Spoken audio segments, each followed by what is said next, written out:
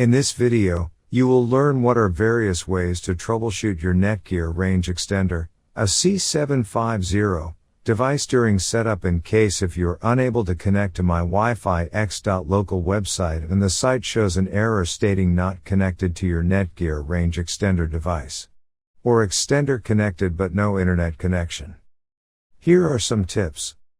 The first thing that you can do is try rebooting your Netgear range extender and your router. If this does not solve the problem, then try factory resetting your Netgear range extender, AC750. Third thing that you can do is try using a different web browser. Try clearing the history and cache of your browser. Make sure that you have an active internet connection. Make sure that all the cables are connected and avoid using damaged ones.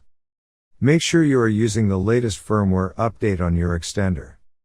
In case if you are still facing any issue with your Netgear range extender device, get in touch with our Netgear range extender experts for instant solutions.